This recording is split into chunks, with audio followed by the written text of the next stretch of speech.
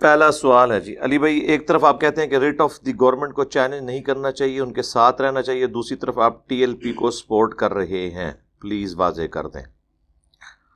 میرا خیال ہے آپ لوگوں نے غور سے میری ویڈیو نہیں دیکھی ہے۔ میں نے ٹی ایل پی کو سپورٹ نہیں کیا، بلکہ جو سچائی تھی اس کا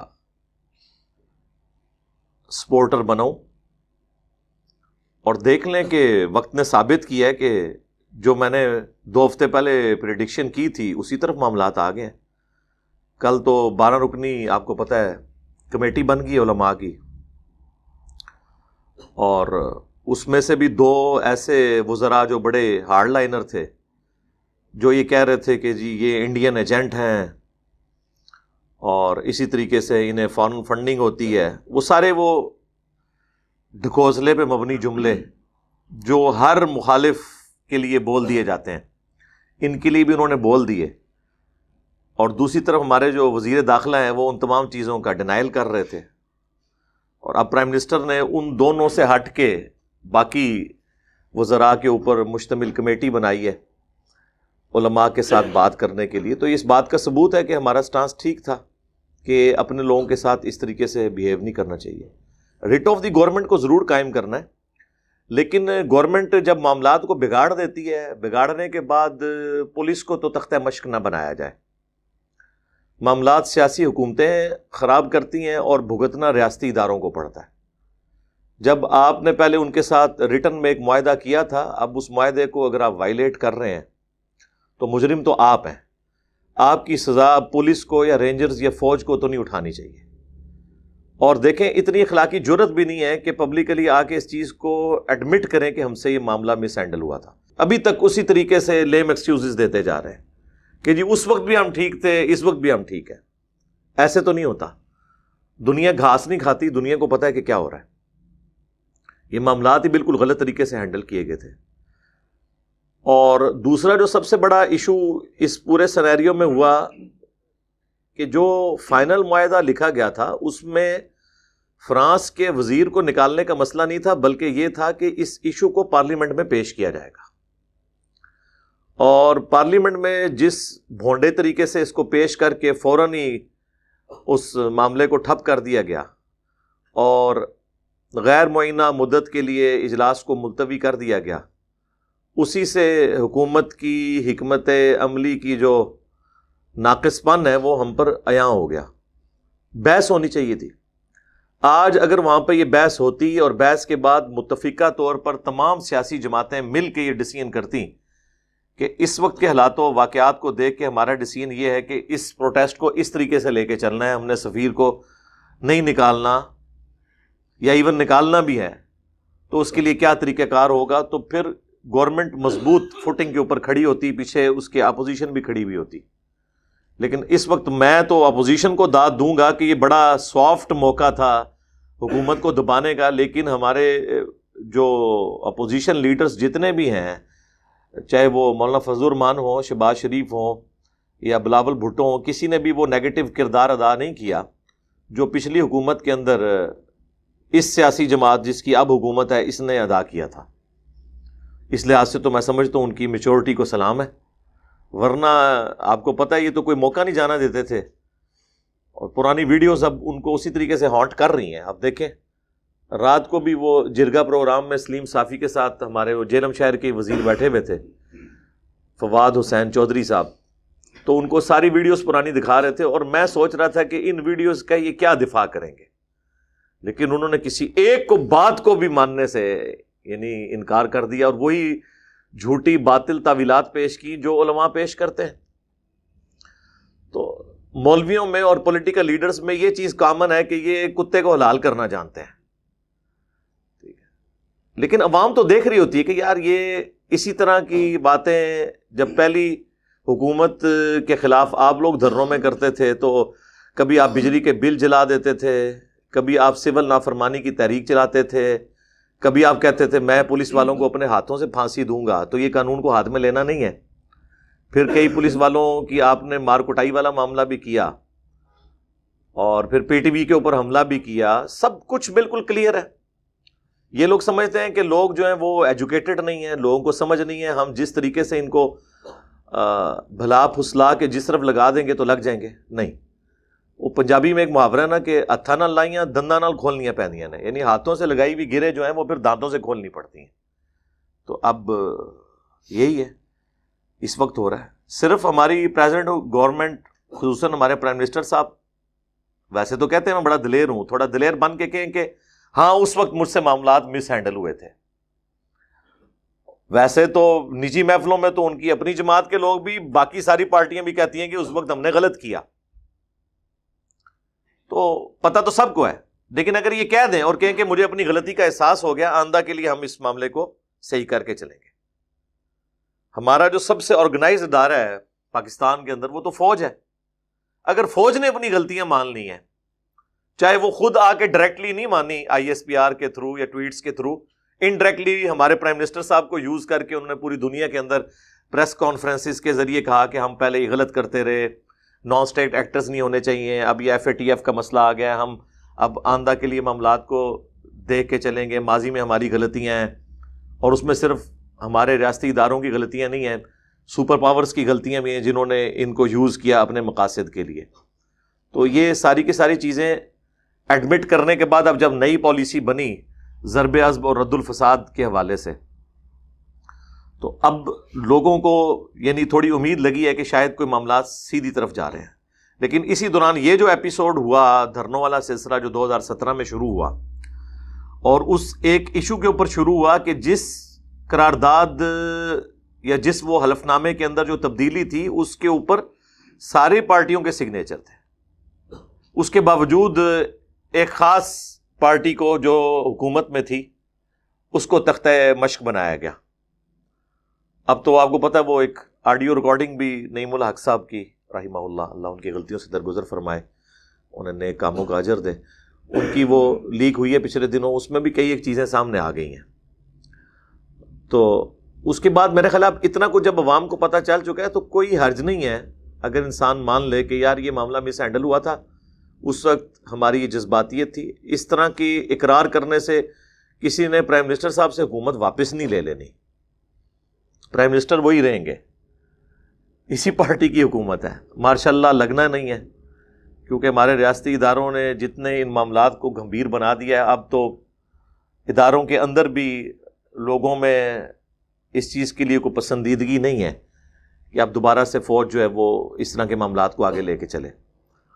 تو میرا خیال ہے اس وقت ایک عام سٹیزن کی حیثیت سے ہماری ذمہ داری ہے کہ ہم اس پورے معاملے میں کسی توڑ پھوڑ کا حصہ نہ بنیں.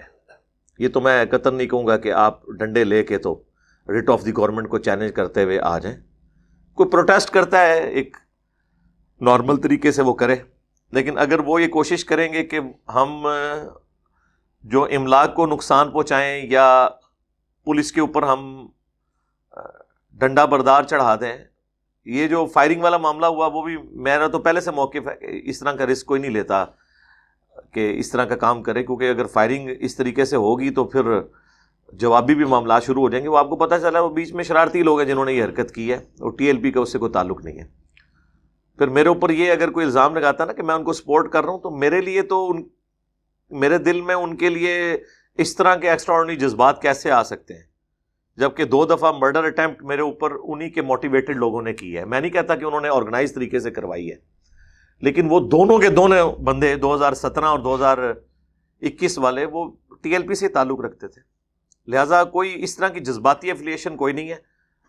میں صرف یہ کہتا ہوں کہ معاملات کو خوش اسلوبی کے ساتھ اور حق اور انصاف کے اوپر مبنی طریقوں پہ لے کے چلنا چاہیے, سچائی کے لیے کھڑا ہونا چاہیے. جو باتیں ہم آج سے 2 ہفتے پہلے کہہ رہے تھے اب وہ ساری ہو گئی نا.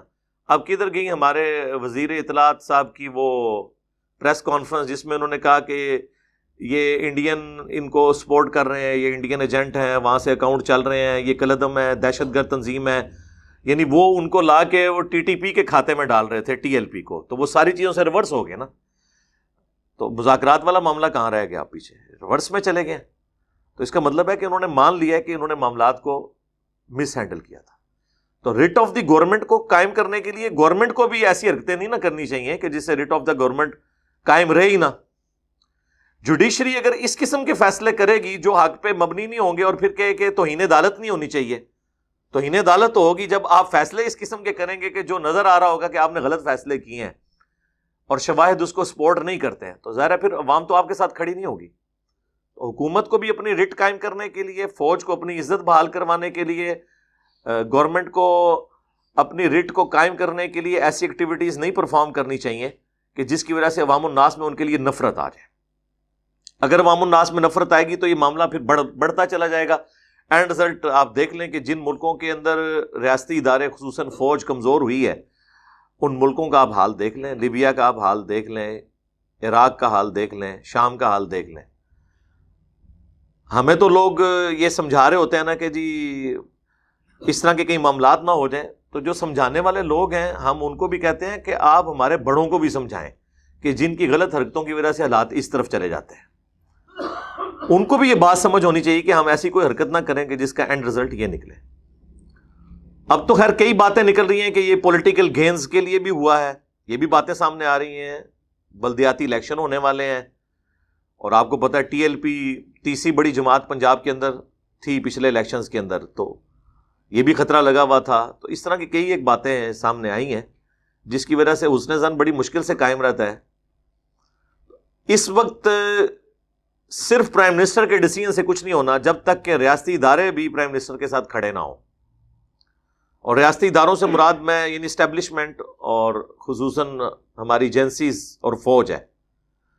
یہ نہ ہو کہ پرائم منسٹر کوئی اور ڈیسیژن کر رہا اور پولیس والوں کی لاشیں میں اٹھانی پڑ رہی ہوں اور ادھر جو ہے وہ ان کے اندر سے خفیہ معاملات چل رہے ہوں۔ ایسے نہیں ہونا چاہیے۔ اس لیے میں تو اس پہ بڑا خوش ہوں کہ پرائم منسٹر نے سارے اداروں کو بلا کے ان کے ساتھ میٹنگ کر کے ڈیسائیڈ کیا۔ ویسے اس میٹنگ کی خبریں جو باہر نکل رہی ہیں وہ بھی کوئی اتنی اچھی نہیں ہے کہ اگر پاکستان کی فوج یا ریاستی ادارے پرائم منسٹر کے ساتھ نہیں کھڑے ہوں گے تو پھر ریٹ آف دی گورنمنٹ کہاں سے قائم ہوگی؟ ایک پیج کے اوپر ہونا چاہیے، ریئل والے ایک پیج کے اوپر فیصلہ کیا ہے تو پھر اس فیصلے کو اس طریقے سے اسٹیبلش کیا جائے۔ ویسے مجھے تو نہیں نظر آ رہا کہ یہ معاملات کوئی اتنی جلدی ٹیکل ہو جائیں گے۔ ایک معجزانہ ہے کوئی معاملہ ہو جائے تو یہ ٹیکل ہو جائیں گے، کیونکہ ان کے لیے بھی زندگی موت کا مسئلہ ہے۔ باقی پولیس سے تو ہمیں 1% بھی امید نہیں ہے کہ ان حالات پہ قابو پا سکتی ہے۔ ہاں، اس کی وجہ یہ ہے کہ پولیس کے پاس نہ تو وہ ٹرینڈ لوگ ہیں، نہ وہ اسلحہ ہے جس کے ذریعے وہ عوام الناس کو روک سکیں، اور پھر عوام، آپ ہزاروں کی عوام کو کس طرح روک سکتے ہیں، کس حد تک جا سکتے ہیں، کتنی لاشیں آپ گرائیں گے؟ دیکھیں لال مسجد کے واقعے سے ہمیں سبق سیکھنا چاہیے۔ وہ چند لاشیں گرائی تھی، پھر 15 سال ہم نے خود کش حملے اور یہ سارے معاملات بھوگتے ہیں۔ تو ہم دوبارہ سے یہ ایپیسوڈ رپیٹ کرنا چاہتے ہیں جو میں اکثر کہتا ہوں کہ رد الفساد اور ضرب عزم کی قربانیوں سے جو کچھ ہم نے سیکھا تھا اور جو ہم نے ملک میں امن بحال کیا، اللہ کا شکر ہے کہ اس کی وجہ سے ملک کے اندر سکون ہے۔ ورنہ آپ دیکھیں 8 سے 6-7 سال پہلے کیا حالت تھی یہاں پہ۔ تو اب دوبارہ سے ایک نیا ایپیسوڈ نہ شروع ہو جائے۔ پہلے ہم نے دیوبند مکتب فکر کو وائلنٹ کیا خود اور پھر وہ گورنمنٹ کے خلاف ہو گئے، اب اس سے بھی بڑا مکتب فکر بریلوی۔ ہمارے جتنا نچلا طبقہ ہے پولیس کے اندر، فوج کے اندر، سب بریلوی مکتب سے تعلق رکھنے والے ہیں، ظاہر تعداد ان کی زیادہ ہے، تو ان کو تو اپنے خلاف اس طریقے سے نہ کیا جائے۔ پھر چونکہ ہمارا ایک مذہبی رجحان بھی ہے ہمارے ملک کا، ریاستی اداروں کے اندر بھی مذہب کی بڑی چھاپ ہے، فوج کے اندر بھی خصوصاً، تو لوگ اپنے ایمان کا مسئلہ بھی اس کو سمجھ رہے ہوتے ہیں۔ دیکھیں کئی جو ہیں پولیس والے انہوں نے اپنی نوکری چھوڑ دی۔ اس سے پہلے آپ کو پتہ ہے جو سوات آپریشن ہوا اور آپریشن، اس میں کئی فوج کے آفیسرز نے بھی اور نیچے سٹاف کے لوگوں نے بھی اپنی نوکریاں چھوڑی۔ بعض نے موٹیویٹ ہو کے چھوڑی اور بعض نے دھمکیوں کی وجہ سے چھوڑ دی۔ ظاہر ہے کہ اب ہمارے کے پی کے علاقے کے جو لوگ ہیں وہاں پہ قبائلی سسٹم ہے، وہاں کے جو لوگ فوج میں تھے ان کے گھر والوں کو تھریٹس ملی کہ اگر آپ لوگوں کے بچے فوج سے الگ نہیں ہوں گے تو ہم آپ لوگوں کو نہیں چھوڑیں گے، تو مجبوراً بھی لوگوں نے نوکریاں چھوڑی۔ تو اتنا نہ کسی کو آزمایا جائے کہ وہ معاملات اس لیول تک بگڑ جائیں۔ خوش اسلوبی سے لے کے چلنے کی ضرورت ہے۔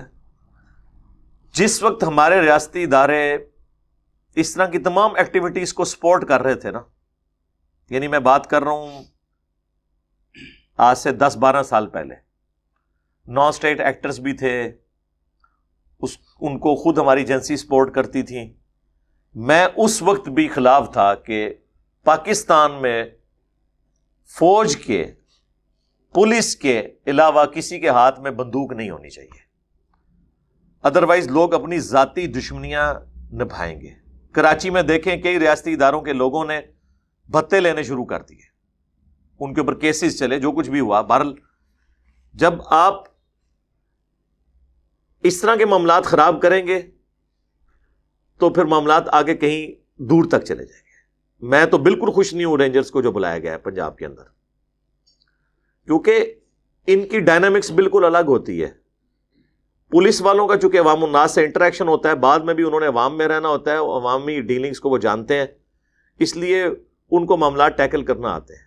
میں نے پچھلی دفعہ بھی بتایا تھا کہ سیدنا عمر نے پولیس اور فوج کا ڈپارٹمنٹ الگ رکھا کہ جو تلوار کافروں کے خلاف اٹھ رہی ہے وہ مسلمانوں کے خلاف نہیں اٹھنی چاہیے. اس لیے پولیس کا ڈپارٹمنٹ الگ بنایا، کیونکہ کافروں کے خلاف جو تلواریں اٹھ رہی ہیں فوج کی، وہ اسی فوج کو اگر آپ ملک کے اندر لگا دیں گے وہ تو پھر مسلمانوں کو بھی کافروں کی طرح ٹریٹ کریں گے، اور پھر آپ دیکھتے ہیں کہ اس طرح کے معاملات ہو جاتے ہیں. اس میں بعض لوگ پھر اپنے ذاتی خواہشات کو بھی پورا کرنا شروع کر دیتے ہیں. تو یہ دونوں معاملات پیرلل میں دیکھنے کی ضرورت ہے. ایک تو نان اسٹیٹ ایکٹر نہ ہو، دوسرا اگر آپ اداروں کے لوگوں کے ہاتھوں میں بندوقیں دے رہے ہیں تو ان کے اوپر بھی چیک ہونا چاہیے. اسی لیے میں ایکسٹرا جوڈیشل ایکٹیویٹیز کے خلاف ہوں، خواہ وہ ریاستی ادارے کریں، خواہ کوئی مذہبی جماعت کرے. جب تک آپ عدالت میں کوئی چیز پروف نہیں کرتے ہیں اس وقت تک کسی کے خلاف ایکشن نہیں ہونا چاہیے. اور سیدنا علی کا یہ قول، اس کو تو ترقی بالقبول حاصل ہے کہ قانون میں سکم کی وجہ سے بے شک 1000 مجرم بھی چھوٹ جائے تو کوئی حرج نہیں ہے، لیکن ایک بے گناہ بندہ وہ سزا بھگتے صرف قانون سخت بنانے کی وجہ سے، جسے اکثر لوگ یہ کہہ دیتے ہیں کہ جی ہم نے حب الوطنی کے نام پہ یہ کر دیا، یا بادی النظر میں لگتا ہے یہ غدار وطن ہے، تو وہ زیادہ گمبھیر معاملہ ہے، کیونکہ پھر معاملات آگے چلتے ہیں. اور آج کے دور میں تو میں کہتا ہوں کوئی بہانہ ہونا ہی نہیں چاہیے. اس دور میں جبکہ میڈیا کے دور کے اندر آپ فون کالز ٹیپ کر سکتے ہیں، ویڈیو بنا سکتے ہیں، سفیشینٹ پروف آپ کے سامنے، آپ عدالت کے سامنے پیش کر سکتے ہیں اپنے مقدمے کو مضبوط کرنے کے لیے. اس کے باوجود آپ کہیں کہ نہیں جی یہ اس طرح نہیں، ہمارا خیال ہے کہ ایسے ہو، جس طرح آج سے 10-15 سال پہلے ہوتا تھا، پھر ہم نے اس کا رزلٹ بھی بھگتا. جن لوگوں کے گھروں میں مسنگ پرسن ہوں گے، جن کے گھروں میں لاشیں آئیں گی، اور بعض اوقات بے گناہ لوگ بھی ان سے قتل ہو جائیں، تو پھر معاملات ظاہر ہے اس طریقے سے. یار امریکہ کی انٹیلیجنس اتنی مضبوط ہے، ان سے بے گناہ لوگ مر جاتے ہیں، تو ہمارے ریاستی ادارے تو بھی اس لیول کے اوپر ہے بھی نہیں ہے. تو اس طرح کے معاملات گمبھیر ہو جاتے ہوتے ہیں. اس لیے بڑی دقت نظر سے دیکھنے کی ضرورت ہے، کیونکہ ریلیجن سب سے امپورٹنٹ جذبہ ہے اس دنیا میں. ریلیجن کی خاطر، دین کی خاطر لوگ اپنی جان دینے کے لیے تیار ہو جاتے ہیں، یہ ذہن میں رکھیے گا. اسی لیے مذہب کو، دین کو یوز کیا جاتا ہے. بعض لوگ اپنے ذاتی مقاصد حاصل کرنے کے لیے، بعض جنرلی اپنی آخرت بنانے کے لیے اس طرح کے معاملات کر جاتے ہیں. تو ہمارے اداروں کو بھی دیکھنے کی ضرورت ہے. تو اس وقت جب کہ ان کی پالیسی یہ تھی کہ ہم نے اپنی جہادی تنظیمیں یہاں بنانی ہیں، نان اسٹیٹ ایکٹرز کو یوز کرنا ہے اپنے مخالفین کے خلاف، اس وقت بھی میں ان چیزوں کے خلاف تھا کہ اس کا اینڈ رزلٹ یہ نکلے گا کہ دنیا کو پتہ چل جائے گی ہماری 2 نمبری. اور وہ پتہ چل گئی. FATF اب ایک انہوں نے ہمیشہ کے لیے ایک ایسی تلوار لٹکا دی ہے. اب دیکھ لیں اس دفعہ بھی جو اجلاس ہوا ہے، پاکستان گرے لسٹ سے باہر نہیں آیا. ہم اسی میں خوش ہیں کہ بلیک میں نہیں چلے گئے. ہاں ہر دفعہ اس پہ خوش ہوتے ہیں، شکر ہے بلیک میں سر وہ آپ کو ڈالیں گے بھی نہیں، آپ کو ایسی بند گلی میں نہیں چھوڑیں گے کہ وہ آپ سب کے سب، آپ سے مراد ہم بھی ہیں، کہ سب کے سب خود کش حملہ آور بن جائیں اور ان مغربی قوتوں کے اوپر چڑھ دوڑیں. ظاہر ہے کہ بھوکا بندہ تو بھوکی تو آپ بلی بھی ایک کمرے میں قید کر لیں تو وہ بھی انسان کو نوچ دیتی ہے. تو وہ بلیک لسٹ میں تو یہ آپ میری پیش گوئی یاد رکھیں، کبھی بھی نہیں ڈالیں گے آپ کو، لیکن گرے لسٹ میں رکھیں گے تاکہ تلوار لٹکتی رہے. اور IMF کی علیحدہ سے جو ہم پہ بائنڈنگز ہیں اور باقی جس طریقے سے معاملات چل رہے ہیں، اللہ کرے مجھے تو کوئی مستقبل قریب میں تو کوئی ملک کے حالات صحیح ہوتے نظر نہیں آ رہے، سیدھی سی بات ہے. اور پھر یہ انٹرنل اس طرح کی لڑائیاں جو شروع ہو گئی ہیں، اللہ تعالیٰ صحیح ہم دعا کرتے ہیں اللہم احسن عاقبتنا فی الامور کلہا واجرنا من خزی الدنیا وعذاب الآخرہ آمین. تو وہ سوال یہاں سے شروع ہوا تھا کہ سپورٹ کر رہے ہیں. بھائی سپورٹ کسی کو بھی نہیں کر رہے ہیں، سپورٹ ہم کر رہے ہیں سچائی کو. اب اگر پرائم منسٹر صاحب دہشت گرد تنظیم کالعدم ڈکلیئر کرنے کے بعد بھی مذاکرات کر رہے ہیں تو اب آپ پرائم منسٹر کے اوپر بدگمانی کریں گے کہ وہ ٹی ایل پی کو سپورٹ کر رہے ہیں. دہشت گردوں کے ساتھ پھر مذاکرات کیے جاتے ہیں جب آپ ان کو کالعدم ڈکلیئر کر دیں. نہیں بھائی، اسی طریقے سے معاملات کو اپنے لوگوں کو ایسے ہی لے کے چلا جاتا ہے. اور میں آپ کو بتا دوں یہ کالعدم والا بھی ڈھکوسلا ہی ہے. قانونی طور پہ ٹی ایل پی کالعدم ہے ہی نہیں ہے. یہ پتہ ہے آپ لوگوں کو؟ انہوں نے جب پابندی لگائی تھی نا تو آئین میں رول یہ ہے کہ جب آپ کسی جماعت کو کالعدم ڈکلیئر کریں گے تو 15 دن کے اندر آپ سپریم کورٹ میں ایک ریفرنس بھجوائیں گے. اور گورنمنٹ کی یہ اتھارٹی نہیں ہے کہ وہ کسی جماعت کو کالعدم ڈکلیئر کرے، ورنہ تو نون لیگ کی حکومت آ گئی تو باقی ساری جماعتیں کالعدم ہو جائیں گی. پی ٹی آئی کا بس چلے تو ساری جماعتوں کو کالعدم کر دیں. اس لیے آئین بنانے والوں نے بڑی سمجھداری سے کام لیا ہے کہ حکومتیں تو دوسروں کو کالعدم ہی ڈکلیئر کریں گی، وہ گورنمنٹ ریفرنس بنا کے بھیجے گی سپریم کورٹ میں. پھر سپریم کورٹ میں باقاعدہ جرا ہوگی کہ کن بنیادوں پہ آپ ایک پوری جماعت کو کالعدم ڈکلیئر کر رہے ہیں. اگر ان میں سے کسی ایک بندے نے کوئی غلط حرکت کر دی ہے یا کی بھی ہے یا نہیں، اس کو ثابت کریں. اور اللہ کے فضل سے ہمارے ریاستی ادارے، ہماری گورنمنٹ، میری ہوش میں تو کوئی بات بھی جو یہ کلیم کرتے ہیں نا، عدالتوں میں تو جا کے ہاتھ پاؤں ان کے وکیلوں کے کانپ رہے ہوتے ہیں. میں نے تو پاکستان کی بڑی عدالتوں کی لائیو کارروائیاں سنی. یہ جو جتنے آپ کو باہر اتنے گرجتے ہوئے سیاسی لیڈرز نظر آ رہے ہوتے ہیں نا، ان کے بڑے لمبی زبانوں والے وکیل بھی سر سر یس سر سر، اس سے زیادہ بول ہی نہیں سکتے. یہ باہر سارے بیان دیتے ہیں. عدالت میں تو آپ نے جا کے چیز ثابت کرنی ہوتی ہے. تو 15 دن کے اندر انہوں نے ریفرنس بھیجنا تھا. عدالت نے فیصلہ کرنا تھا کہ یہ جماعت کالعدم ہے یا نہیں. انہوں نے ریفرنس بھیجے ہی نہیں ہے. 15 دن ختم ہو گئے، اور یہ 15 دن ختم ہوئے بھی 6 مہینے ہو چکے ہیں. یہ اپریل کی بات میں کر رہا ہوں. آپ اکثر یہ سوچتے ہوں گے اور آپ سے لوگ پوچھتے ہوں گے کہ ایک کالعدم جماعت کس طرح الیکشن لڑ رہی ہے. سارے الیکشن لڑے نہیں. پیپلز پارٹی سے زیادہ ووٹ انہوں نے لیے ہیں ضمنی انتخابات کے اندر، کئی جگہ پی ٹی آئی سے زیادہ ووٹ لے لیے ہیں. اور لوگ کہتے ہیں یار یہ کالعدم جماعت الیکشن لڑ رہی ہے. سر اس لیے لڑ رہی ہے کہ کالعدم ہے ہی نہیں ہے. وہ حکومتی وزراء اور حکومت کی تقریروں اور پریس کانفرنسز کے اندر کالعدم ہے. قانون میں کالعدم نہیں ہے. چونکہ ریفرنس انہوں نے بھیجے ہی نہیں ہے لہذا ڈیسیژن ہوا ہی نہیں ہے. اب یہ ریفرنس بھیج بھی نہیں سکتے. پھر دوبارہ سے وہ پورا ایپیسوڈ ریپیٹ کرنا پڑے گا، کیونکہ ان کو بھی پتا تھا کہ ہم انہیں صرف تھریٹ کریں گے اور اپنی باتیں منوا لیں گے. اسی لیے اب الیکشن کمیشن کے جو ایکس ان کے بڑے لوگ ہیں، جب ان کو میڈیا کے اوپر لیا جاتا ہے، میں اگلے دن وہ ڈاکٹر شاہد مسعود صاحب کے پروگرام میں دیکھ رہا تھا، تو انہوں نے کہا کہ یہ کن خوابوں کی دنیا میں یہ لوگ رہتے ہیں، اس طریقے سے کالعدم ہوتے ہیں. ان کا الیکشن کمیشن ہر دفعہ بیلٹ پیپر کے اوپر ان کا نشان کرین چھاپتا ہے، ان کے لوگ کھڑے ہوتے ہیں، اس لیے کہ الیکشن کمیشن کے نزدیک حکومت کے کہہ دینے سے کوئی جماعت کالعدم نہیں ہوتی جب تک سپریم کورٹ ڈیسیژن نہ کرے. لیکن آپ دیکھیں میڈیا کے اوپر بھی کالعدم کالعدم. تو میں میڈیا والے لوگوں سے بھی کہوں گا کہ تھوڑا آپ شرم و حیا کریں. آپ کہیں مبینہ کالعدم. مبینہ کا مطلب ہے بیان کیا جاتا ہے، ریالٹی میں ہے یا نہیں. ویسے میرے حساب سے تو یہ بھی نہیں کہنا چاہیے. تو مبینہ کالعدم. دوسری طرف پرائم منسٹر صاحب نے ابھی رات کو میں سن رہا تھا ان کا بیان آیا، انہوں نے کہا کہ جی اگر عدالتیں سعد رضوی صاحب کو چھوڑ دیں تو ہمیں کوئی اعتراض نہیں ہے.